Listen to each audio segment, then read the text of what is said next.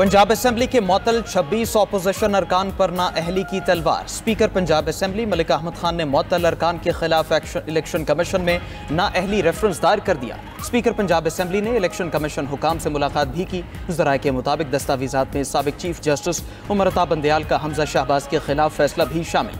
Opposition अरकान की हंगामाराई से मुतालिक तमाम सबूत भी रेफरेंस का हिस्सा हैं।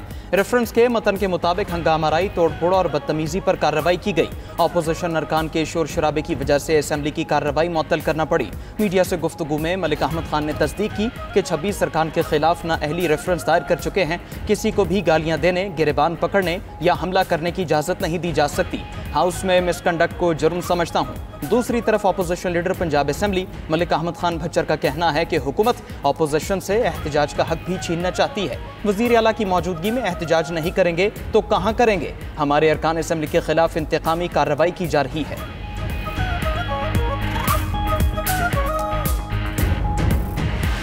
खैबर पख्तूनख्वा असेंबली में नंबर गेम पूरी हो चुकी है। हम जब चाहें अदम एतमाद ला सकते हैं। गवर्नर खैबर पख्तूनख्वा की पेशावर में नुमाइंदा 92 न्यूज़ से गुफ्तगू। कहा कि खवातीन की मखसूस नशिस्तों से नंबर गेम तब्दील हो गई। जिस दिन असेंबली में हमारा एक भी रुकन ज्यादा हुआ तो उसके लीडर की तरह उसको भी हटा देंगे। 92 न्यूज़ के प्रोग्राम हो क्या रहा है में गुफ्तगू करते हुए गवर्नर खैबर पख्तूनख्वा ने कहा कि वज़ीर आला अली अमीन गंडापुर को मैं नहीं, खैबर पख्तूनख्वा की असेंबली हटाएगी। अली अमीन गंडापुर मीर जाफर, मीर सादक का किरदार अदा कर रहे थे। खैबर पख्तूनख्वा असेंबली में अपोजिशन के पास 52 या 54 अरकान हो चुके हैं। हम वज़ीर आला खैबर पख्तूनख्वा के खिलाफ कोई साजिश नहीं कर रहे। अलीमा खान तो माइनस बानी PTI का भी कह चुकी हैं।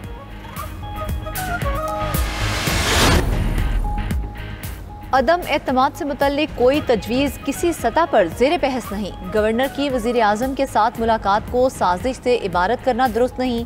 नून लीगी सेनेटर इरफान सिद्दीकी का कहना है कि अदम एतमाद एक आइनी और कानूनी चीज़ है। बानी PTI तहरीके अदम एतमाद का शिकार बने थे। खैबर पख्तूनख्वा को बहरान का शिकार नहीं करेंगे। ऐसा कोई हरबा नहीं आजमाया जाएगा। जनूबी अजला में सड़कों की तबाहाली पर नामजद chief justice Peshawar high court Barham. Peshawar high court में जनूबी अजला की सड़कों की सूरत हाल से मुतल्लिक केस की समाअत। अदालत का 90 दिन में इंडस हाईवे की तामीर मुकम्मल करने का हुक्म।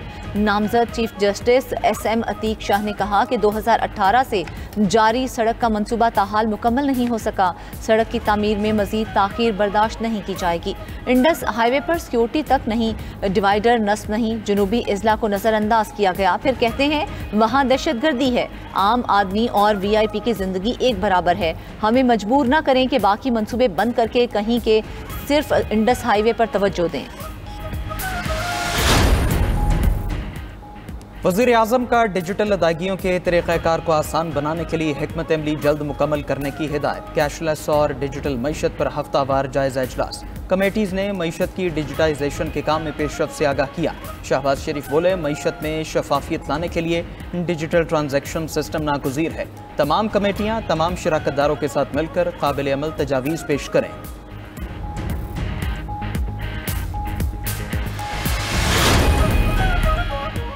अय्याज सादिक अपनी ही पार्टी के रहनुमा ख्वाजा आसिफ की तनकीद का बुरा मान गए। वज़ीर दिफा ख्वाजा आसिफ की तरफ से हालिया तनकीद पर स्पीकर कौमी असम्बली अय्याज सादिक ने वज़ीर आज़म शहबाज शरीफ को खत लिख दिया।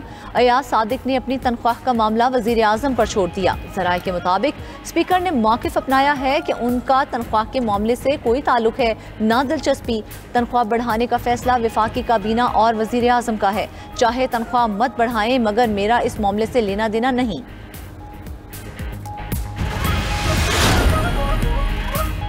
पंजाब में वज़रा की तनख्वाह में इजाफे के बाद लीव अलाउंस में भी इजाफा। सूबाई वज़रा, स्पीकर और डिप्टी स्पीकर का लीव अलाउंस तनख्वाह के बराबर किया जाएगा।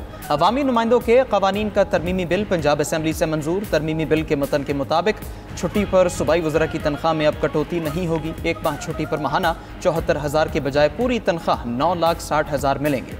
स्पीकर पंजाब असेंबली को एक माह की छुट्टी पर 37,000 के बजाय पूरी तनख्वाह 9,50,000 मिलेगी।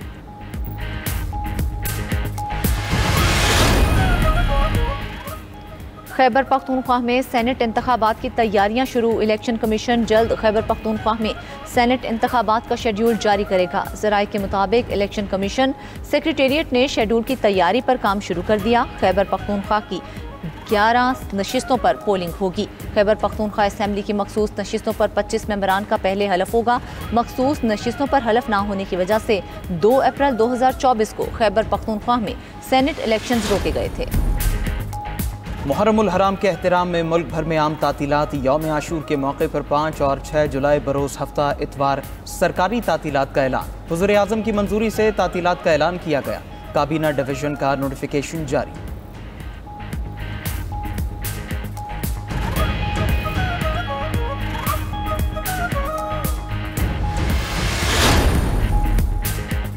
मुल्क में मानसून का एक और स्पेल बरसने को तैयार। इस्लामाबाद, आज़ाद कश्मीर, पंजाब और खैबर पख्तूनख्वा में मूसलाधार बारिशों का अलर्ट जारी। NDMA ने पॉइंट से 8 जुलाई तक तेज़ बारिशों की वार्निंग दे दी। खैबर पख्तूनख्वा के निशेबी इलाकों और गिलगित बल्तिस्तान में सैलाब और लैंड स्लाइडिंग का खतरा।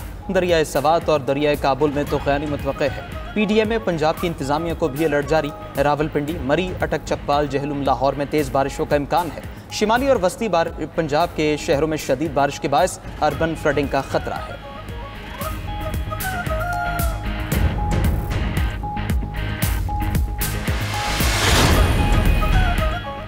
गजा में जंगबंदी की कोशिशों में पेशरफ्त। इस्राएली मीडिया के मुताबिक हमास 28 यरगमालियों की रिहाई और 60 रोज़ा जंगबंदी पर आमादा हो गई। रिहा किए जाने वाले यरगमालियों में 10 जिंदा और 18 हलाक अफराद शामिल होंगे। इसराइल इस दौरान अस्करी कार्रवाई रोकने पर आमादा है। इस्राएली मीडिया के मुताबिक अमरीका की जानिब से इसराइल पर सीज फायर के लिए दबाव बढ़ रहा है। दूसरी तरफ बरतानवी अखबार द टाइम्स के मुताबिक कतर में मौजूद हमास की क़यादत को हथियार हवाले करने की हिदायत कर दी गई। दोहा में मौजूद हमास के आला रहनुमाओं खलीलुल हय्या, ज़ाहिर जिब्रान और मोहम्मद इस्माइल दरवेश को ज़ाती हथियार हवाले करने का कहा गया। इंडोनेशिया के जजीरे बाली में फेरी डूबने से 4 अफराद हलाक, 30 अफराद लापता हो गए। रेस्क्यू एहलकारों ने बरवक्त कार्रवाई करके 31 अफराद को जिंदा बचा लिया। पुलिस के मुताबिक लकड़ी की बनी फेरी मशरक़ी जावा से बाली जा रही थी।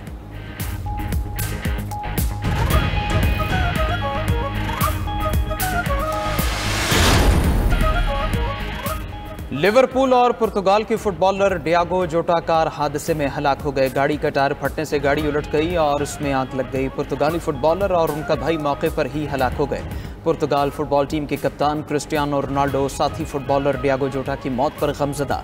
सोशल मीडिया प्लेटफॉर्म एक्स पर पैगाम में फुटबॉलर के अहले खाना से इज़हार ताज़ियत किया।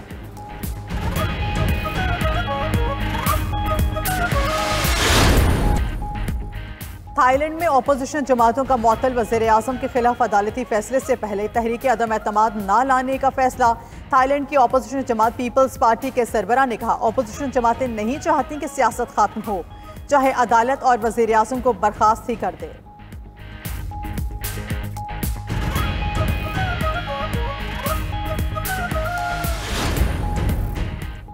रूसी बहरिया के नायब सरबराह मिखाइल गुडकोफ कर्सुक में यूक्रेन के खिलाफ लड़ते हुए मारे गए। Major general Mikhail marine brigade के कमांडर भी रहे। रूसी फौज ने कहा है कि रूस एक आला तरीन अफसर से महरूम हो गया।